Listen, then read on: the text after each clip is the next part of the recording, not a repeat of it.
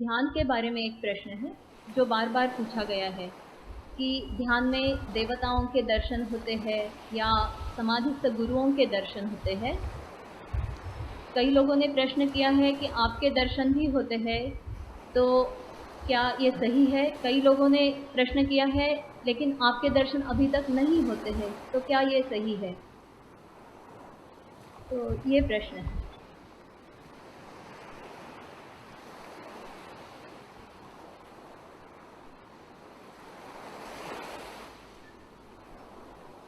दर्शन होना या दिखना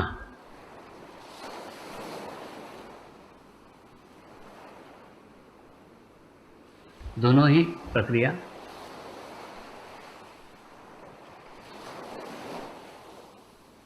आंखों से होती है।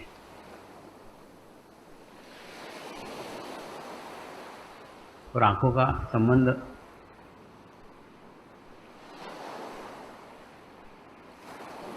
आज्ञा चक्र से है।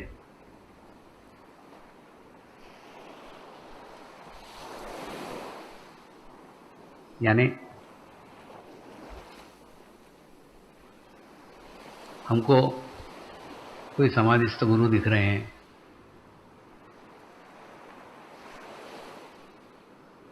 हमको कोई देवता दिख रही है, इसका आशय है कि हमारा संपूर्ण विकास नहीं हुआ है।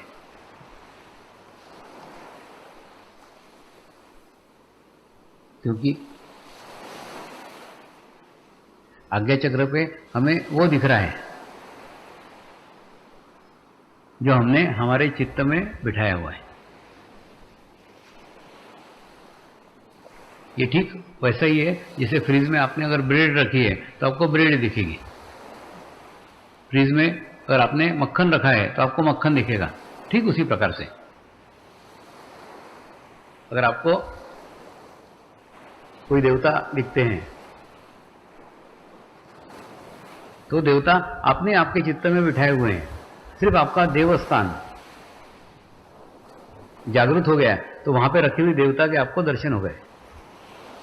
या आपका गुरु स्थान जागृत हो गया तो आपको उस देवता के दर्शन हो गए, उस गुरु के दर्शन हो गए जो आपने आपके चित्त में बिठा के रखा हुआ था।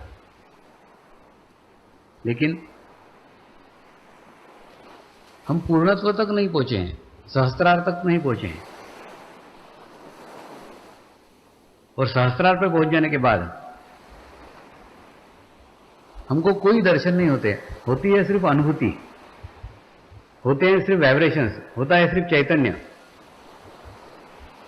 कुछ भी नहीं दिखता है लेकिन महसूस होता है। महसूस वो माध्यम होता है जिस माध्यम से वो चैतन्य बह रहा है। प्राय हम भूतकाल में ही रहते हैं। इस बात को माने या न माने, ये सत्य है, कटु सत्य है कि हम भूतकाल में ही रहते हैं। जबकि मैं बार बार कह रहा हूं कि भूतकाल को छोड़ के वर्तमान काल में आ जाओ, प्रेजेंट में आ जाओ। और भूतकाल में रहते हैं इसीलिए हमको भूतकाल के देवता, भूतकाल के गुरु, भूतकाल के समाधिस्थ गुरु दिखते हैं। और हम चैतन्य को भूतकाल में से ही लेने का प्रयास करते रहते हैं, प्रयत्न करते रहते हैं। और जबकि चैतन्य अनुभूति वर्तमान काल की होती है, हमको वर्तमान काल में रहना पड़ेगा। परमात्मा, परमेश्वर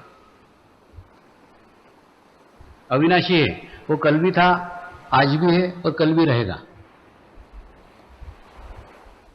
लेकिन कल का परमेश्वर हमारे करीब का नहीं है, हमारे पास का नहीं है। हमको आज का परमेश्वर ढूंढना पड़ेगा, आज का परमात्मा ढूंढना पड़ेगा। ऐसा कौन सा माध्यम है जिस माध्यम से हम परमात्मा तक पहुंच सकते हैं, जो हमारे पास का है, जो हमारे वर्तमान का है। आप में और मेरे में यही अंतर है। जब मुझे मेरे गुरुदेव के माध्यम से अनुभूति प्राप्त हुई, ऐसी अनुभूति मेरे को जीवन में कभी नहीं मिली थी। और वो अनुभूति होने के बाद में मेरे को कोई भूतकाल के गुरु याद नहीं आए, मेरे को कोई भूतकाल के भगवान याद नहीं आए, किसी को भी याद नहीं किया, किसी को भी नहीं देखा तो सिर्फ अपने गुरु को देखा और गुरु के माध्यम से सबको देख लिया, फिर कुछ देखने की इच्छा ही बाकी नहीं रही।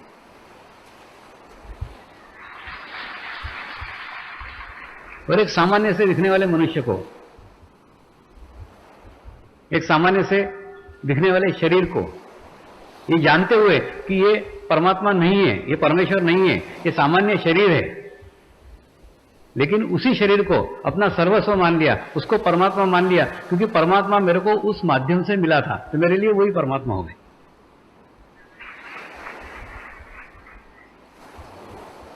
और जैसे एक जीवंत सामान्य मनुष्य को, ये मनुष्य है ये जानते हुए भी उसे परमात्मा माना, तो मैंने एक मनुष्य के अंदर परमात्मा देखना सीख लिया, तो मुझे प्रत्येक मनुष्य में आज परमात्मा नजर आता है। तो समर्पण ध्यान प्रत्येक मनुष्य के भीतर के परमात्मा को देखने का ज्ञान है, ये नॉलेज। अगर आपको भी जिस अर्थ में मैंने लिया है उसी अर्थ में अगर आपको प्राप्त हो गया, अगर आपको आपके गुरु में परमात्मा नजर आने लग गया, तो एक बार जब एक मनुष्य में आपको परमात्मा नजर आना सीख गया आप, तो आप प्रत्येक मनुष्य में परमात्मा के दर्शन कर सकते हो। कई बार मां रहती कि नहीं, बच्चे को बॉटल से दूध पिलाना चाहती है, बच्चे को बॉटल से पिलाया गया दूध पसंद नहीं है, बॉटल का निपल पसंद नहीं है, तो वो दूध नहीं पीता है।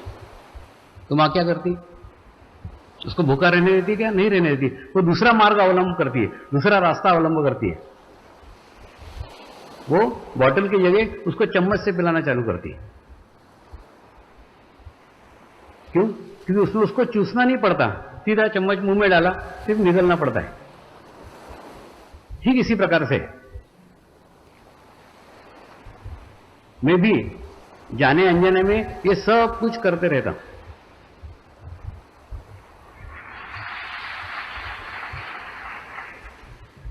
तुमको गुरु तत्व से मिलाना, तुमको परमात्मा की अनुभूति कराना, एक ही उद्देश्य रहता है। आप जिस तरीके से करो, जिस मार्ग से करो, उसके लिए मैं वो बताते नहीं बैठता कि ये मार्ग अच्छा है, ये मार्ग बुरा है। तुम जिस मार्ग पे चल रहे हो, मैं उस मार्ग पे आके तुमको मिलता हूं।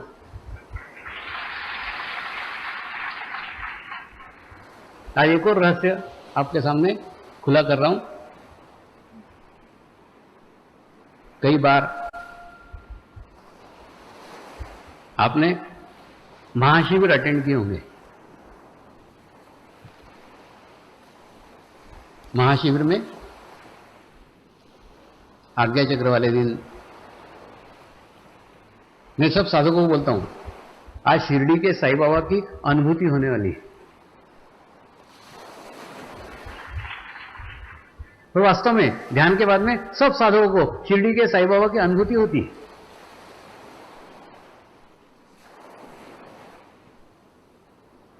अब थोड़ा सा वर्तमान के धरातल पे उतर करके सोचो,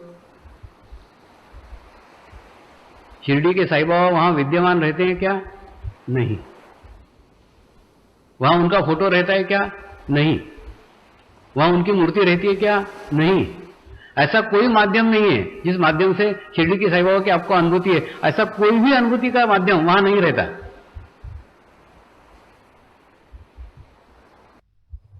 उसके बावजूद साधकों को शिरडी के साईं बाबा की अनुभूति होती है। क्या कारण है? मैं जिस परिवेश में कहता हूं वो और आप जिस परिवेश में समझते हो वो, इस दोनों में अंतर है। आपका चित्त भूतकाल में होता है और इसी कारण आप, जब मैं साईं बाबा बोलता हूं तो आप भूतकाल के साईं बाबा को याद करते हैं। भूतकाल के साईं बाबा की छवि आपके सामने आ जाती है और आपको शिरडी के साईं बाबा की अनुभूति हो जाती है। क्यों? क्योंकि आप भूतकाल में हो। तो आपको अगर गुरु शक्तियों तक पहुंचना है, गुरु का चरणामृत आपको पिलाना है, तो आप वर्तमान की बोतल से नहीं, भूतकाल के चम्मच से पियोगे।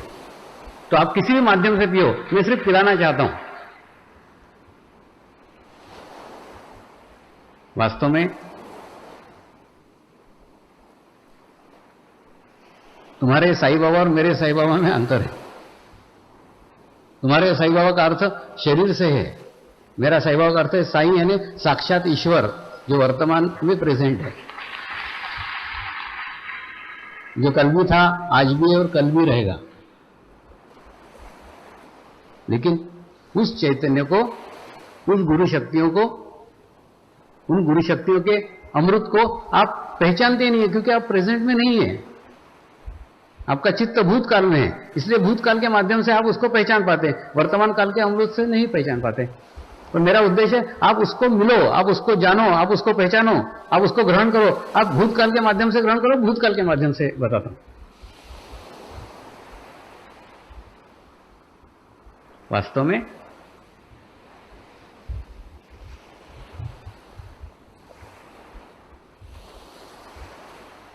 गुरु शक्तियों का चैतन्य अलग अलग नहीं होता, उसका स्तर अलग अलग हो सकता है, लेकिन चैतन्य समान है। कहीं ज्यादा कहीं कम हो सकता है, लेकिन चैतन्य चैतन्य है, वो चैतन्य में प्रकार नहीं है। तो गुरु शक्तियों का चैतन्य समान है, एक सा है, लेकिन समान चैतन्य को आप वर्तमान काल में नहीं ग्रहण करते, आप भूतकाल में ग्रहण करते हो। तो मैं आपके लिए भूतकाल में जाता हूं और भूतकाल में जाके आपको चम्मच से पिलाता हूं। आप किसी भी माध्यम से पियो, किसी भी तरीके से पियो, मेरा कार्य तो संपन्न हो ही जाता है। ठीक उसी प्रकार से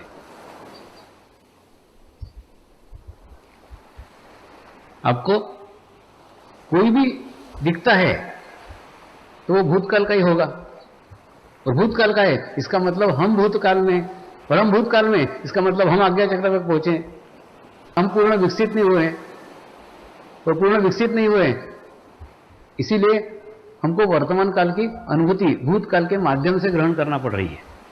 बहुत द्रविड़ी प्राणायाम कर रहे हो, घूम फिर के वहीं आ रहे हो। अरे बहुत सिंपल बात है, समझो ना। तुम हरिद्वार के घाट के ऊपर बैठे हुए हो, प्यास लगी हुई है, प्यास से तड़प रहे हो, और आप उस पानी को देख रहे हो जो पानी बीत गया है, घाट पे से चला गया है। वो चला गया पानी आपके कोई काम का नहीं है। उसको देख सकते हो, उसकी आवाज सुन सकते हो, उसको चमकता हुआ देख सकते हो, लेकिन वो पीने को नहीं मिलेगा ना। तो ठीक उसी प्रकार से जो आने वाला पानी है, भविष्य में आने वाला पानी है, इधर से आ रहा है, देख रहे हो उसको, वो दिख सकता है, लेकिन पीने को नहीं मिलेगा। पीने के लिए, प्यास बुझाने के लिए आपको घाट का पानी ही पीना पड़ेगा। हाँ, आप ऐसा कर सकते हो कि भूतकाल के पानी को देखो और घाट का पानी पियो, ऐसे ही कर रहे हो। अरे वर्तमान काल का पानी पी रहे हो और भूतकाल में देख रहे हो,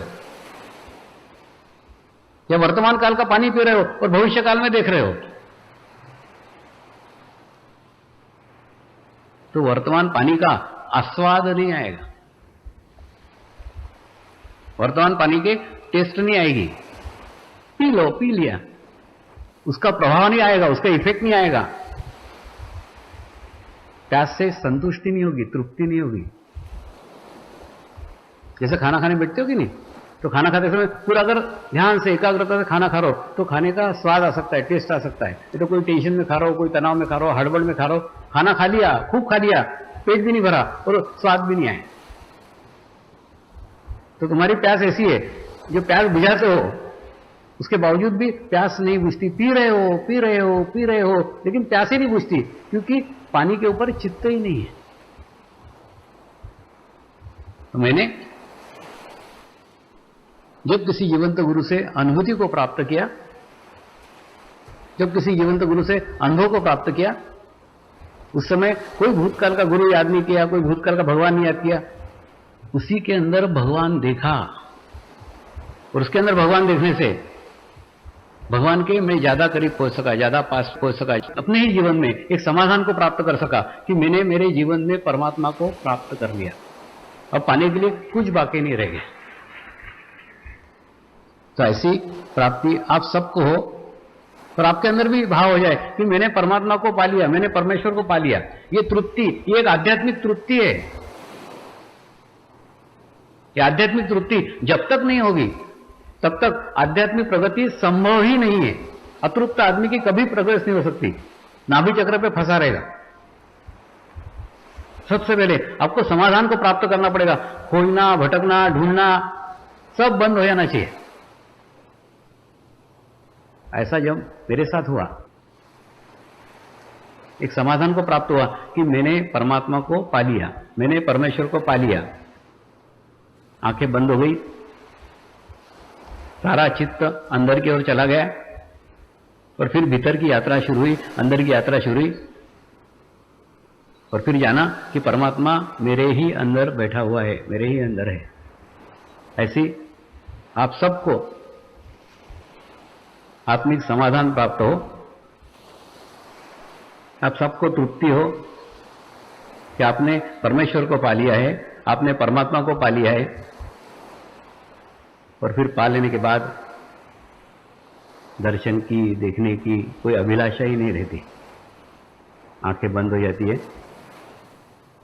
सारा चित्त भीतर की यात्रा पे निकल पड़ता है और अंदर जाके स्थित हो जाता है। ऐसा आप सभी का हो, ये मेरी शुद्ध इच्छा है।